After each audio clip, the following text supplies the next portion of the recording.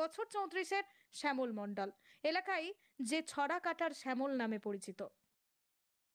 মানে দেখাশোনার বিয়ে মানে সত্যিকারের বিয়ে, আর ভালোবাসার বিয়ে মানে গলায় দড়ি দিয়ে দেখাশোনা করে বিয়ে করলে বউ পারমাস বলে কর্তা, ভালোবাসা করে বিয়ে করলে বলে পাক্কা নেড়ি কুত্তা। কথায় কথায় ছড়া আর বিভিন্ন পাখি ও পশুর হুবহু ডাক শোনা যায় তাঁর কণ্ঠে। 8 থেকে 80 সকল বয়সের মানুষকে হাসাতে হাসাতেই সকাল থেকে সন্ধ্যা পেরিয়ে দিন কেটে যায় শ্যামলের। তাই তারা আমাকে কোনো দেয় না, কোনো দুঃখ।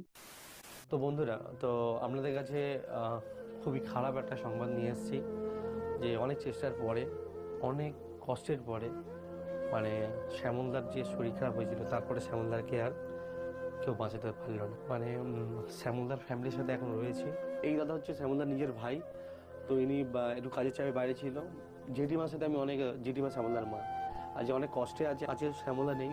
সত্যি বলতে গেলে যতটা কষ্ট আমাদের হচ্ছে, আপনাদের তো অনেক হচ্ছে বাড়ির ফ্যামিলি, আমাদের আজকের আমরা কতটা শ্যামলদা আমাদের কাছে কতটা আপন ছিল, তারপরে যে এই দিনটা দেখতে হবে কখনো ভাবতে পারিনি। আর এইভাবে একটা ঘটনা ঘটে যাবে হঠাৎ করে, কখনো আমরা কোনোদিন ভেবে উঠতে পারিনি। যে মানুষটা কথা বলতো, সুস্থ ছিল, হঠাৎ করে অসুখ হলো, তারপর টিউমার ধরা পড়লো, তারপরে একদিন পরে আবার হসপিটাল ভর্তি হলো, তারপর মানুষটা নেই।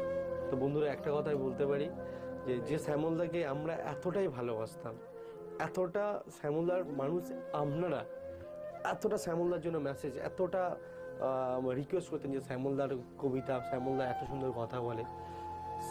খুব দুঃখে আর কষ্টের মধ্যে বলছি শ্যামলদা আজকে আমাদের মধ্যে আর নেই।